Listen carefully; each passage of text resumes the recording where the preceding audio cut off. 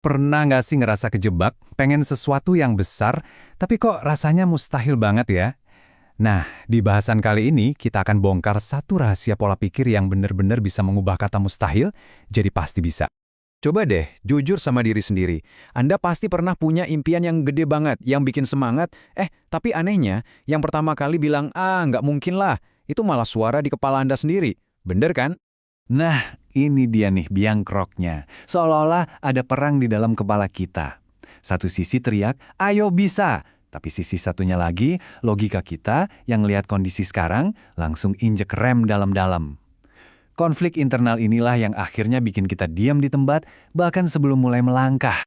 Oke, jadi kenapa sih pikiran kita bisa sejahat itu sama diri sendiri? Yuk, kita bedah bareng-bareng tembok mental yang nggak kelihatan, tapi sering banget ngehalangin kita.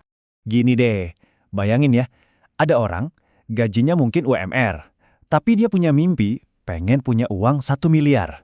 Keinginannya kuat banget, tapi logikanya langsung nyambar. Hah, mustahil, gaji segini mana cukup?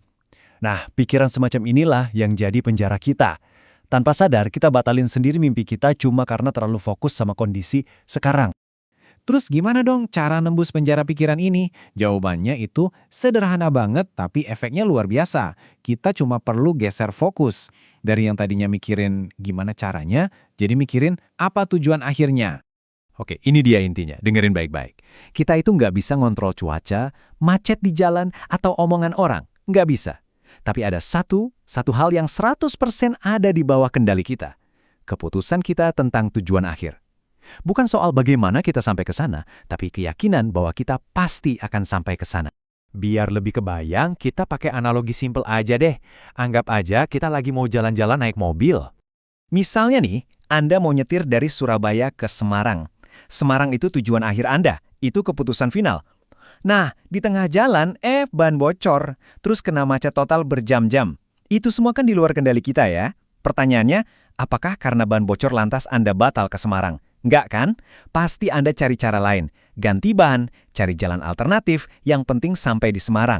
Nah, ini dia kuncinya. Stop buang-buang energi mikirin hal-hal yang nggak bisa kita kontrol. Fokusin semua energi kita ke satu hal yang bisa kita kontrol sepenuhnya, yaitu tujuan akhir kita. Titik. Oke, itu kan analogi perjalanan biasa. Gimana kalau impiannya tuh bener-bener ekstrim? Nah, sekarang kita lihat bagian yang paling menarik. Gimana semesta seolah-olah ikut bantu ngebukain jalan buat kita? Yuk, kita pakai contoh yang paling ekstrim biar ngena.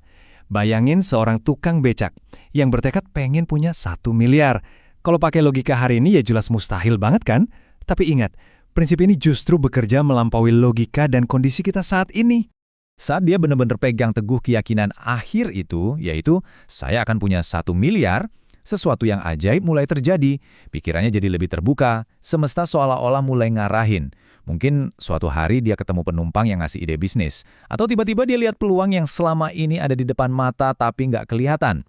Peluang-peluang tak terduga ini mulai muncul satu persatu, dan nasibnya pun mulai berubah drastis. Jadi poinnya adalah ini.